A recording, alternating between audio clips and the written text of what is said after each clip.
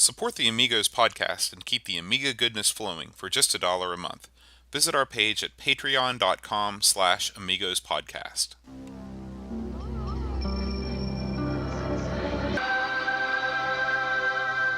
Amiga, the first personal computer that gives you a creative edge. Amigos, the podcast about everything Amiga. Amigos is a proud member of the Throwback Network, your home for quality retro podcasts. And now, here are your hosts, Aaron Dowdy and John Bodovkar Schaller. Hi everybody, welcome to the Amigos. I'm John. And I'm Aaron. And we are going to cover that classic Psygnosis shooter this week, Blood Money. But before we do, we've got some feedback to go over. All right. This was a great week for feedback. Dreamcatcher, our favorite gangsta from Manchester, wrote in and talked about the controls on cannon fodder on various ports. And I asked him, I said, well, you know, he talked about the Super Nintendo version. I think we mentioned that too. Right. And I was sure that there was no mouse support for the Super Nintendo version. And just like most things I'm sure about, it turned out to be completely true. You are false. There is a... Even your truths are false. Exactly. There is mouse support for the Super Nintendo version of Cannon Fodder. Is it that paint mouse? Is that the the Mario Paint mouse? Yeah, I wondered about that. Yeah, it was one of the few games to support it, but it's great. And then the D-pad is also available to use, and you basically, you move your mouse with the D-pad as you do. I bet the mouse adds a lot, though. I mean, that's a lucky break that they had. I wonder how many people actually took advantage of it. Yeah, that's true. Now he talked about the mobile version, and he said that what you have to do is you have to rotate a cursor through a 360-degree plane until it's pointing the direction you want to walk, and then press another button to move forwards. You can only fire the direction that you're facing. So it sounds terrible, and he said, well, maybe that's why there's not an iOS or an Android port. What was this? Now, what the version he's talking about, the portable version, was for what? This is original mobile games port, like Symbian, like pre-smartphone gaming. Oh, Lord. Yeah, and so if you can imagine one of those tiny Nokia screens, and controlling your men with that little cursor that you used to, or the little four-way at the top of the phone that you used to get, that just doesn't sound like a good time. Of course, these weren't touch screens we're talking about. So maybe no. with touchscreen, it'd be a little bit easier. Yeah, I think that you could make something now where it would be just like Diablo. You touch where you want to go, and you go there. So, but he said that there are Symbian emulators available, and so if we ever want to check out that port, we are totally free to do so. I'll get right on that. Anthony Becker wrote in, and we had a nice little talk on the blog about woes of connecting an Amiga 500 to a modern, or in this case, not so modern television. And he talked about, he used to have this thing called a C-View adapter. All right. Letter C view adapter. And it was like the A520, except I guess it didn't stick out as far. It was a third-party deal. Right. And I immediately became interested and wondered, where can I get one of these? And he says he's never seen one come up on eBay. Yeah, it's funny you should mention that, because I've never heard of that. I always wondered if someone would make these. It seems like a no-brainer to me.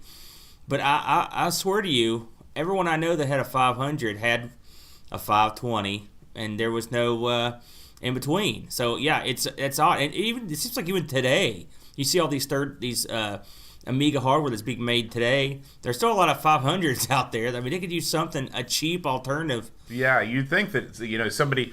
I mean, we've got all of these Kickstarters for Amiga case molding, Amiga documentaries. I swear I saw probably the 7th Kickstarter for a new Amiga documentary. Right, which is great, by the way. People need to channel those documentary making urges into engineering skills. Yeah, well, I had a fella. There's a fella I talked to on Google Plus that shows these videos of this Amiga 600 that they've got with this souped up. I think it's called a Dragon or Viper. It might be Viper. It's an accelerator board. I think we mentioned it one time many shows ago. And this Amiga 600 is playing MP3s. I mean, it's doing everything. It's all this crazy stuff. Awesome. I'd love to have one. But that seems so much more complex than video out on a 500. Right. Just a little something. So I'm calling it out right there. If anyone's got that kind of prowess, there's free money right there. Yeah. And he said that, he included the Seaview monitor with his 500 when he sold it. But he sold it back in the 90s. And he's like, we'll have all these 1084s forever, or we'll have these Amiga monitors. They'll last forever. Back in the 90s you thought that, but now they're dying left and right. Mine died, as you know. And so, and he says that he still has a Seaview adapter for his 2000, which he picked up later on. Right. But they go in through the video slot, not the RGB connector. And I'm getting. Usually, you took a look for these things, you can't find them. No surprise. I couldn't even find, a regular internet stuff, and it was probably because Seaview is such a generic term. Yeah. Google doesn't know what you mean by C, so. But he also talked about another A520 type box. This is one that I actually found online, but I couldn't find any on eBay. It's called the VIP. Have you heard about this? That's a pretty generic. I don't think it doesn't. I don't Again, it's not a term that yields great search results, but it actually gives you an S video out of that. So it's pretty cool. And a lot, he says, keep in mind a lot of gen locks, especially with external sliders. So you don't need software controls to switch the output to the Amiga will also work. Okay. So and he says that the Super Gen is the one you're able to pick up one of those that will give you what you want for less than an A520 on eBay these days. We'll have to have a look at that. Yeah. Then. So we may look I at have that. attempted surgical repairs to our 520. We'll see what happens. I'm not confident.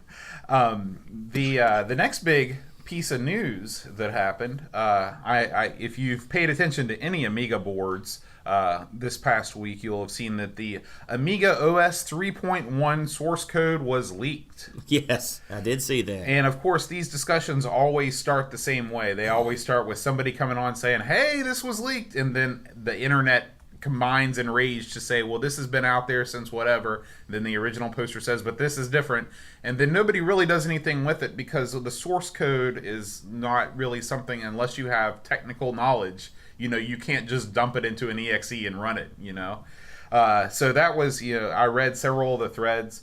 It's worth talking about because it is new Amiga news. But this source code is still under copyright. The OS is still under copyright, and so is this who owns? Is this Galanto? It's Hyperion. Okay. Hyperion owns it, and so meddle with it at your own risk. Wow, foreboding. The next, we have a melancholy happy trails this week to founding member of the band Motorhead, Lemmy. Yes. And of course, we're mentioning this on the Amiga podcast because of the Amiga game Motorhead. Yes. Motorhead, this game was, this is from a report that I read on something called Niche Gamer.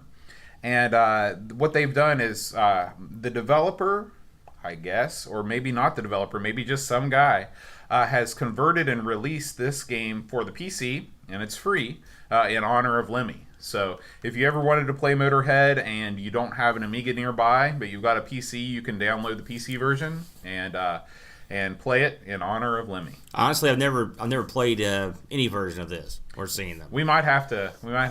This would have been a great week to do it if we would have thought about it. If we'd known about it. Yeah. But hey, I loved Lemmy. I'm a big Motorhead fan, and we'll have to check it out somewhere down the line. Yeah. I've got we've got a couple different hardware picks this week, but I found one that I thought was worth mentioning before we dive into our big hardware review of the Amiga 3000. This is a thing called the Keyrah, Keyrah, version 2. Are you familiar with the Keyrah? I'm not even familiar with version 1, but please enlighten me. Well, this is something that I've always thought would be cool to exist, and it turns out it does exist. All right. Because we live in the modern world. What the Keyrah does is it allows you to connect the keyboard of a classic computer system to a modern PC. So say you've got, an old Commodore and the motherboard's bad, but the keyboard's still good. Well, you can take out the motherboard, put in a Raspberry Pi, connect the Keyrah to the Raspberry Pi on one end and the Commodore keyboard on the other end, and use that vintage keyboard just as you would a modern, USB keyboard on, your system. How odd. So you would have a C64 as a keyboard, is what you're saying? Yeah, I mean, you take out the guts of a C64, you replace it with a Raspberry Pi running a C64 emulator. Oh, I see what you're saying. I understand. And you get all the aesthetics of the classic machine. You're giving me a weird look. You lost me somewhere. So go through this again. Okay, so pretend like you've got a C64 and it's bad. It doesn't work. Bad C. Okay. Which I do have one. Okay, you take out the motherboard. Okay. You've got a lot of space left over in there. All right, yeah. You've still got the keyboard. Right. You've disconnected the keyboard from the motherboard. Yeah. Okay. You take your Raspberry Pi or whatever small form factor PC you want. Yeah. You boot it. You load it up with an emulator. Okay. Right. Yeah. Okay. You put that into the body of your C64. Uh-huh. Then you plug the Kira into the Raspberry Pi. Then you plug the cable from your keyboard into the Kira. Okay. You can use the keyboard of your C64 with the Raspberry Pi, and no one will ever know that it's not a real C64. I see. And this works on more than just the C64? Yeah, it works for the following systems. It works for all the C64s, the VIC-20, the 128, everybody's favorite, the 16. Works with the Commodore Plus 4, the Amiga 1200, and 600. And so you can essentially use this as a motherboard replacement. Yeah, exactly. I'm a big fan of using the original hardware whenever possible. And sometimes you can get a good deal on a broken machine, and Raspberry Pis are so cheap these days. You just swap out the motherboard with one loaded up with goodies and go to town. And what does one of these little things cost? That is a question that I do not know the answer to. Because it occurs to me that a C64 can be picked up for a pittance, for example. So it might not be cost effective to go do. I think that it might be less about the cost effectiveness and more about having an all-in-one solution. It's that sits on your desk. It's interesting. I will say that, and it's an interface solution. Yeah, it reminds me sort of the arcade solution we use with the USB. It's exactly like that. Yeah. So that is something that interested me. So I thought I'd put it in there. We've also got Minecraft. Are you familiar with Minecraft? My son plays. My other family members play. I've not played it, so I know it by sight. That's about all I know. Well, if you ever get into MorphOS, Minecraft is being developed for MorphOS. Oh, okay. There is a limited amount of information available. This is coming from the developer's blog. His name is Yam Gui, and he is French, but he does have an English page, and I'll put a link to that in the show notes. He's got some screenshots up. It looks like Minecraft, Great. So that'll make a lot of people happy, I think. Yeah. So that's coming up. And that really is the end of our news segment. Do you have any Amiga news this week? I think you caught it all, Bo. All right. Well, let's jump into the hardware. Yeah, I'm interested to hear this myself. All right. The Amiga 3000 was the fourth release of an Amiga computer. It was released in June 1990, and it was basically the first new Amiga model since the release. Of course, there were different versions, the 1000, the 500, and the 2000.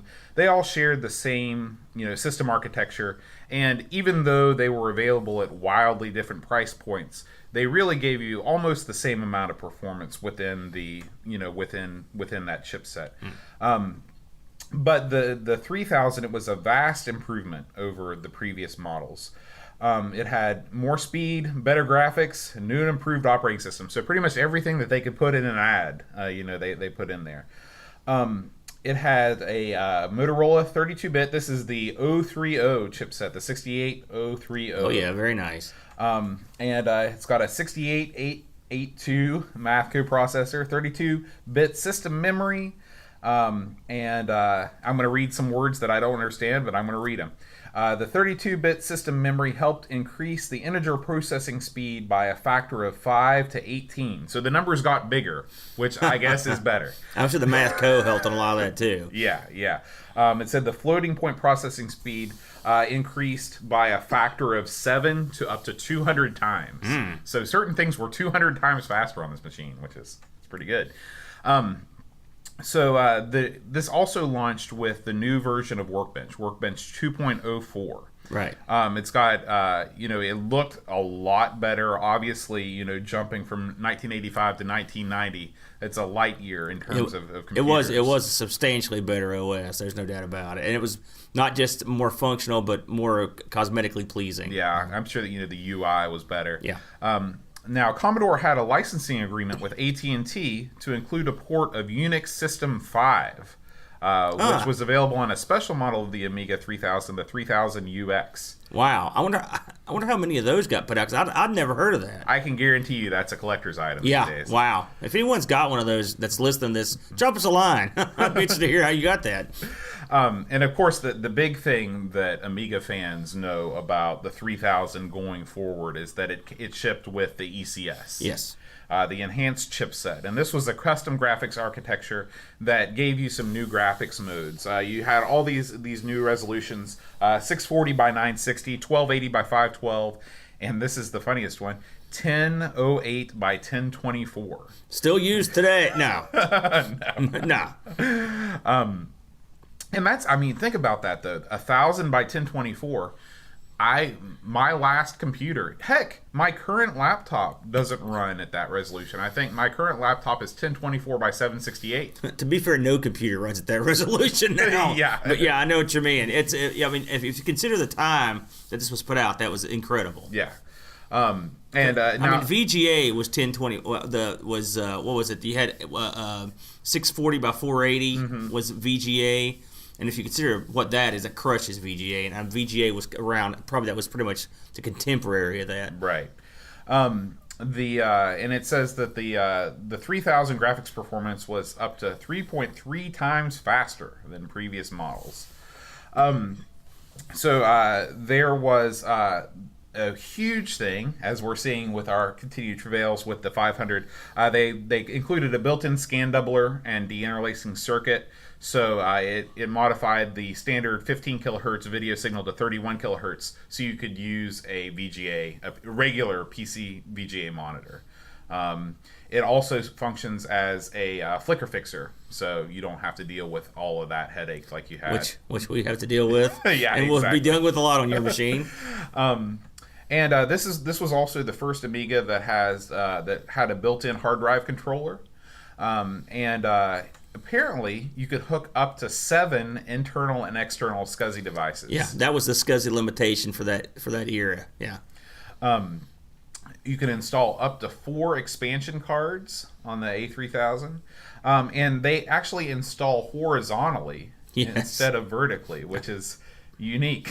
Yeah, I briefly had a 3000 with my brother, and we took the cards out of it, and I'd say it's the first time I'd gotten into one, and it was.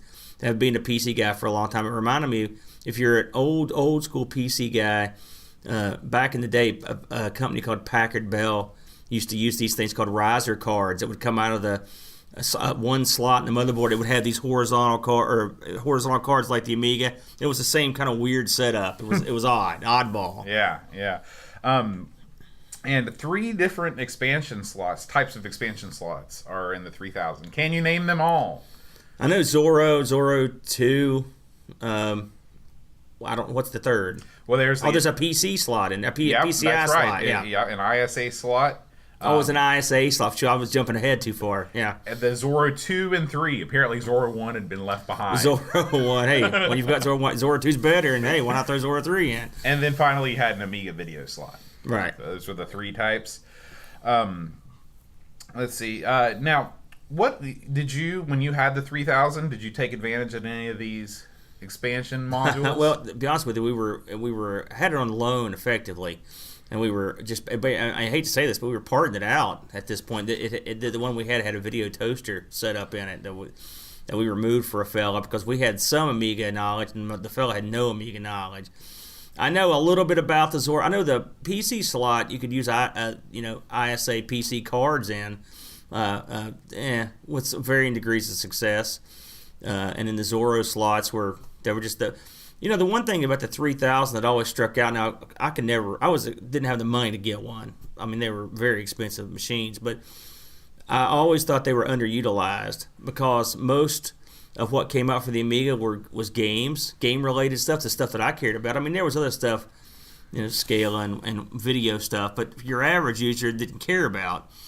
And so, much like any other PC, you're going to have to make your stuff to the lowest common denominator, which was, a lot of times was the OCS. Eventually, the ECS became more popular, but I'm not sure the 3000 really ever fulfilled its full potential, at least as a gaming machine, just because the Amiga's blessing was its curse and its compatibility was its blessing. Now, as you know, compatibility was difficult, but you could usually achieve it through some rigmarole. 3000 was no different, but it probably never touched where it could have been. Yeah. It came with a bunch of connectors, of course, 2 DE9 ports for joysticks, mice. Came with a RS-232 serial port and a parallel port, so you could plug in pretty much anything you wanted. Whether you had modem or MIDI interface or whatever. Now the 3000 was not on the market for too long. In fact, they were already starting to prototype its replacement called the 3000 Plus, which was going to come with an AGA chipset. It made it to the prototype stage in 1991. Of course, they also sold the towerized variant, the 3000T. Now, did the prototype 3000 ever, the Plus? I've never seen one of those. Is that something that got released? I don't think so, because what happened was Commodore replaced the 3000 6 months before they were supposed to, apparently, in the fall of '92 with the 4000. Right, which did have the AGA. Yeah. And that, boy, I wanted one of those so bad back in the day. That was the Cadillac of the Amiga, yeah, for sure. It's funny. I had a friend who had a bunch of Amigas, and he always used his 2000 before his 3000, and I always asked him why, and it was ease of use and compatibility was a big thing. Mm-hmm. Again, I'm not a person that ever had a 3, but apparently it could be a trial to get your software to run, on one. Yeah. And so it shipped with there were 2 configurations. You could either get 16 or 25 megahertz and 2 megabytes of RAM. So a pretty good amount of RAM for that time. And the speed, if you consider the 7.14 that your other Amigas ran at, you're doubling or tripling. That would be awesome. That would be at the time. One thing that I didn't look up, and maybe we'll just do a kind of a segment on a future episode, is the original purchase price of the 3000. Without knowing a specific price, I recall it being, $3,200 or something. I mean, it was high dollars. Mm-hmm. It was the expensive. And it never really came down. To be honest with you, even as Amiga was flopping over, because at that point professionals needed them for various things, and so they were still in demand. But it was expensive.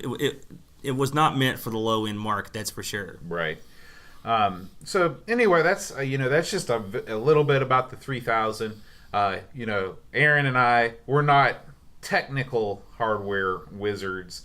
But, we try and bring you what we can whenever we do these. And if you have anything to add, if there's anything important about the 3000 that we've left out, just drop us a line on the blog and we'll mention it in the next episode. Or if you had one, I'd like to hear your experiences. Like I said, it was out of my price range and most of my friends' price range. So, really, I never got to tool around with one a whole lot. So if you had one, if you have any interesting stories about it, drop us a line. All right. It's time. It's time for the main event. Blood money. You gotta say it right, Bo. Get in there. Blood money. No, what? No. Blood. Oh yeah, that's the That's the Yoda. one. What was that from? That was from some game. Oh no! I thought you were having a seizure. Yeah. Holy smokes! All right, I'm gonna give it a shot. Here we go. First, there was mayonnaise. Yeah. Close enough, Bo. Oh my gosh! He sounds like a demented Fozzie You Bear, can't sound evil, can you? It's not your personality. It's very difficult for me to sound evil. Anyway, Blood Money. This is a side-scrolling shooter developed by DMA Design. So we've done a couple DMA Design games so far. The latest one we did was Lemmings. And as we mentioned in the Lemmings podcast, Lemmings came from one of the designs for this. Was it for Menace or was it for this game? Well, I know Walker came out of It was this. Walker. Yeah. That's right. The walkers that appear on the first level actually are end up being pretty much the same as the walker in that game, which we haven't covered that yet. Someday we'll get into that one. But this game's got Psygnosis written all over it. It's all their trademark stuff. Cool cover, the cool music, cool intro, incredibly difficult, unbeatable, and relentlessly a pain to play. Yes. Yeah. It came out in '89, and it was released almost simultaneously for the Amiga, the ST, and DOS. I think they worked on all those ports at once. Yeah. It seems like I read. And then it came out in 1990 for the C64. There's some other ports, too, that we'll get to in a little bit.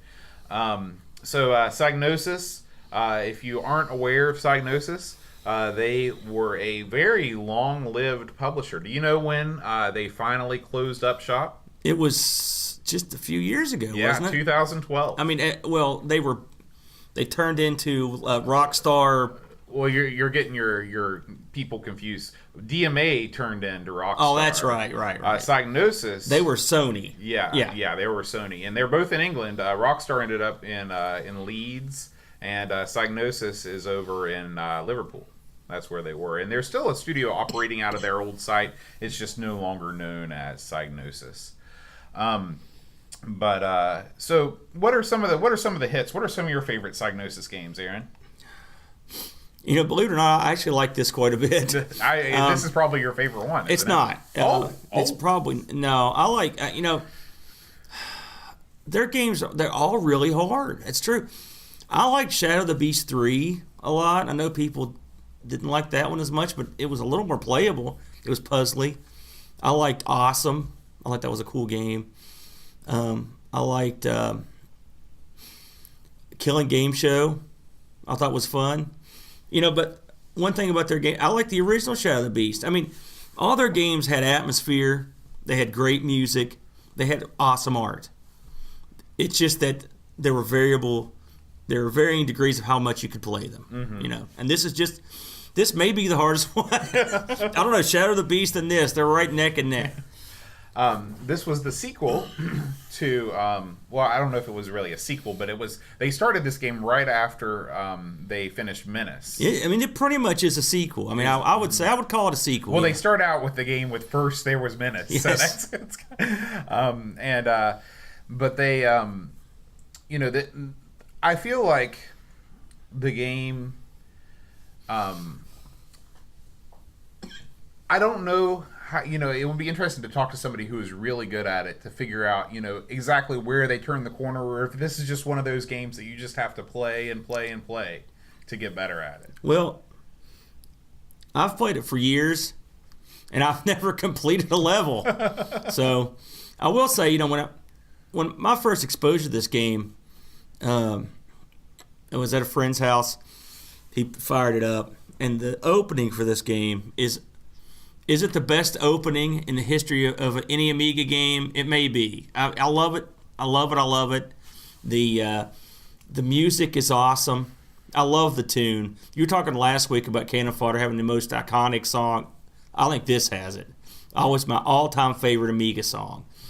The opening where the ship goes through the asteroids, he comes down the planet, the moon hones into view. Damn, that's cool. I remember thinking, holy, and I was a PC guy. I was just like, sweet Georgia Brown, this is the best thing I ever saw. Mm-hmm. It does not get any better. I can't wait to play this game. And then the game screen comes up, you insert the disc, and and those tiles rotate real smooth. You're like, wow, this is oozing with style. And then you start the game. But once you start the game, you realize it doesn't have a jack squat thing to do with that opening. And the opening was so cool. And I always thought to myself, why didn't they make that a game? Mm-hmm. That was so awesome. Well, they did what they did. Now, that much said, if you judge Blood Money on its own merits, it's an interesting shooter. I like all the concepts behind it. I like the way the enemies look. The art is good. but I like how you upgrade your ship. You know, I like the fact that you can choose your level, which that's something else you can do in I think with Shadow of the Beast 3. You can pick your level that you start on. That way, if you get sick and killed at one level, you can go get brutalized on the other level, you know.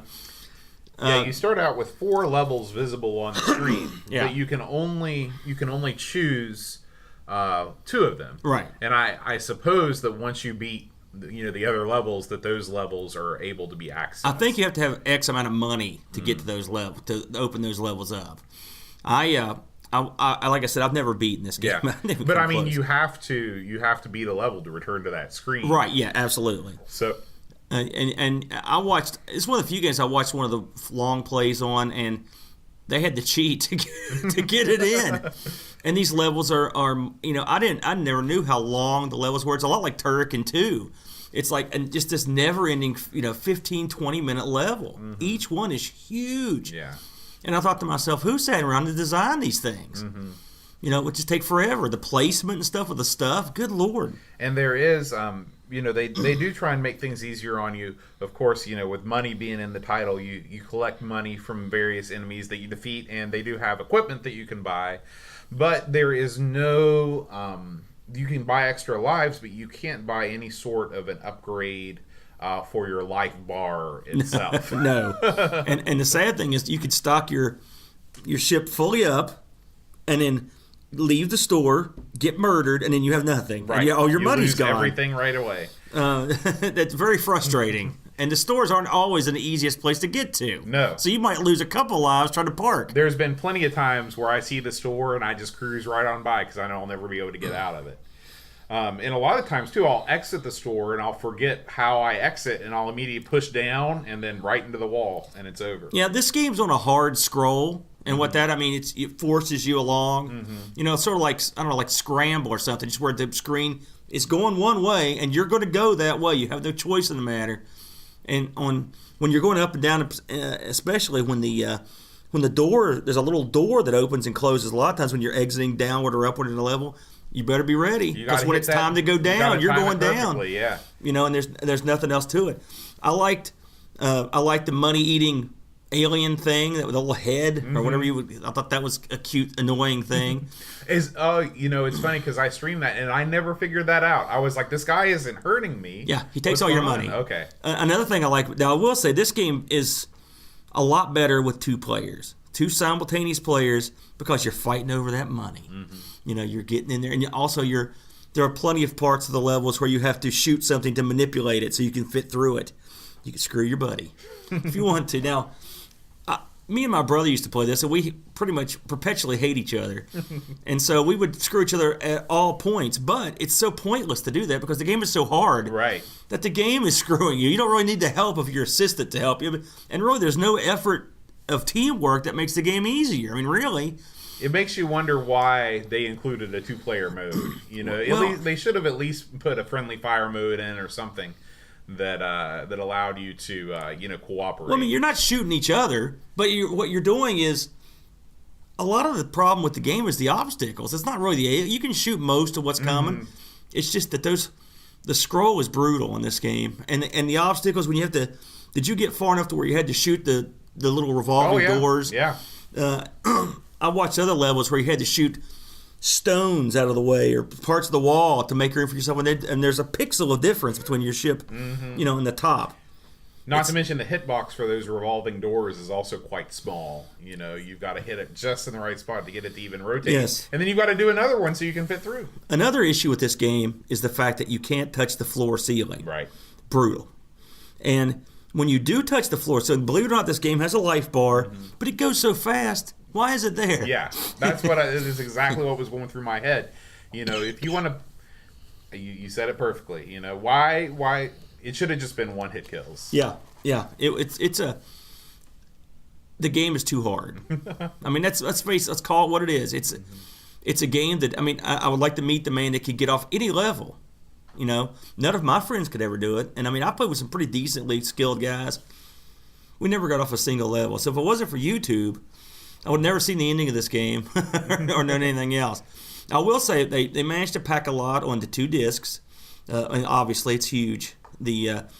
Well, the intro was probably The demo whole first took bit. like yeah. Well, that's when you switch. Like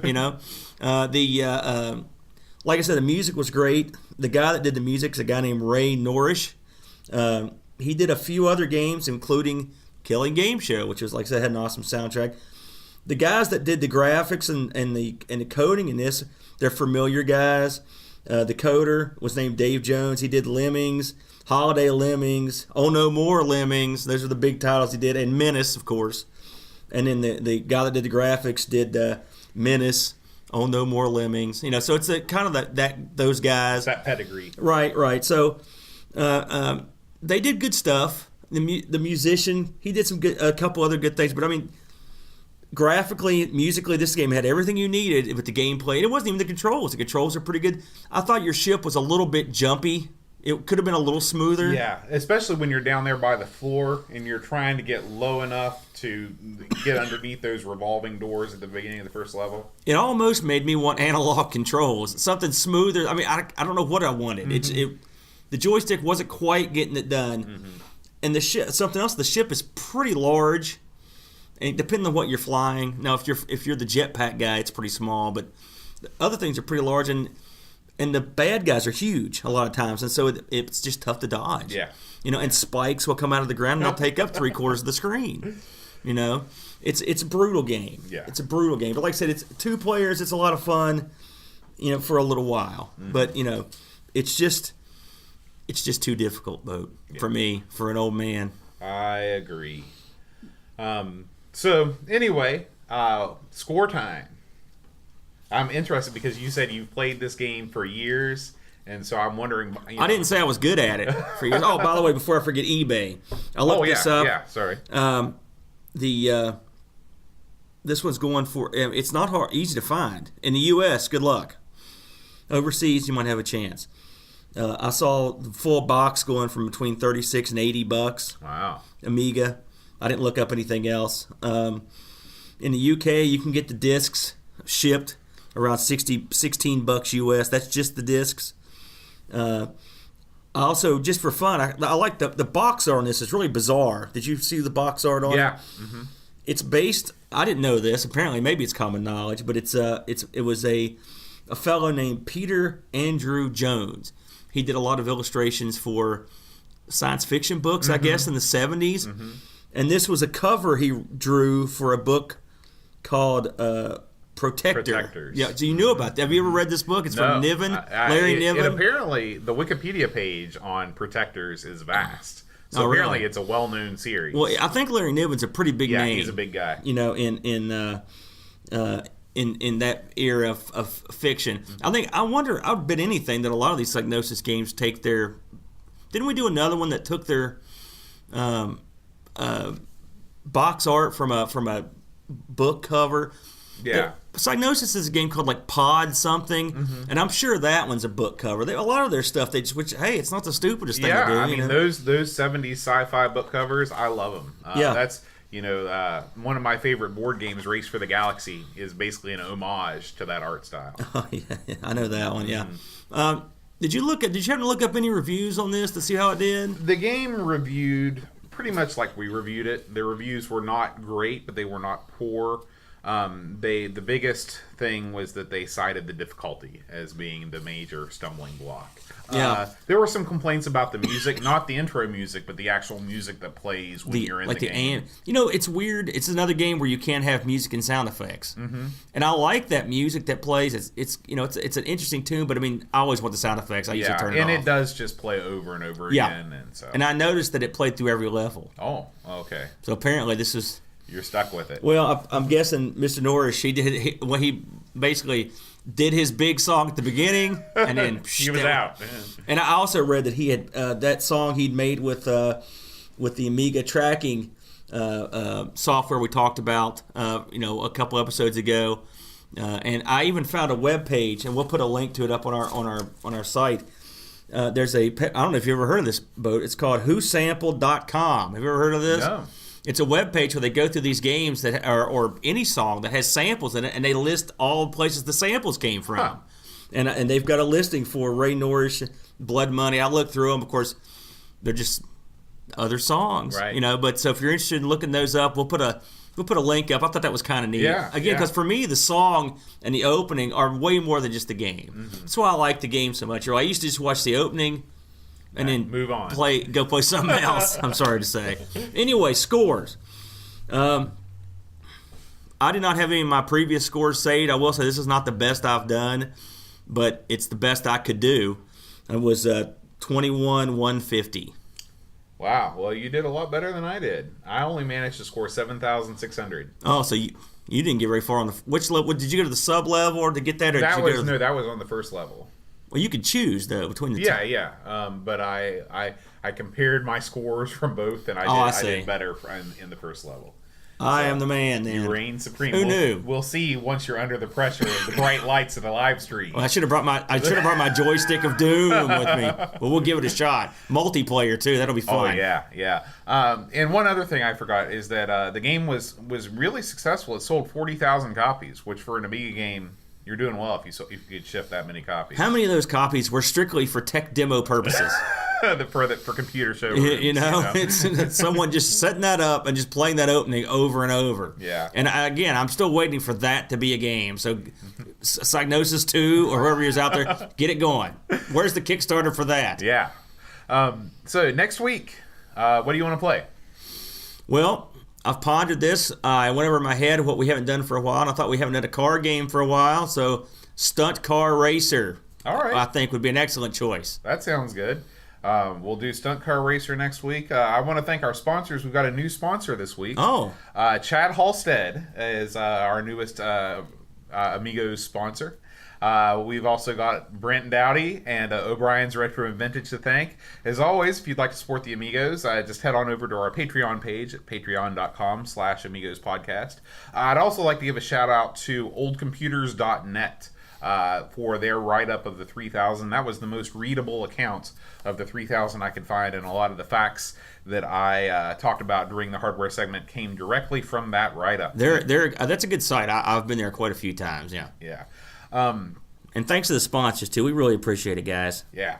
And finally, just as a fun thing at the end of the podcast, this also came from Dreamcatcher. This is a scan of a Daily Star. Are you aware of the Daily Star? No. I believe this is a Rupert Murdoch tabloid. So reputable. Yeah. Beyond reproach in any way. In the UK, and this is an article about cannon fodder, and the headline reads, "Poppy Game Insult to Our War Dead." Oh boy. And as you can see, there's a cover of Amiga Power.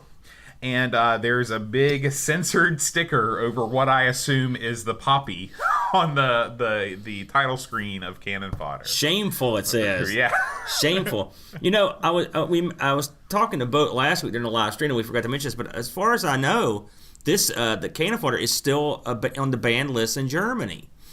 So if anyone in Germany knows any different, but as far as I can tell, which, it's.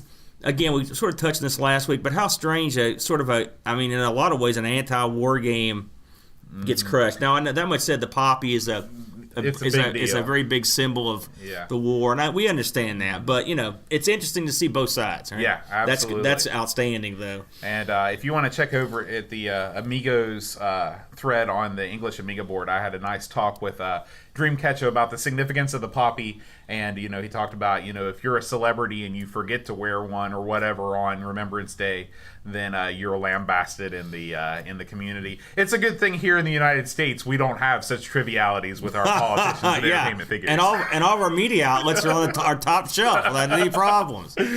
So anyway, just a little something fun for the end of the episode. Thanks, Dreamcatcher, for that. Yep, and, thank you. We'll be recording the live stream heretofore. And until next week, we'll see you then. Adios.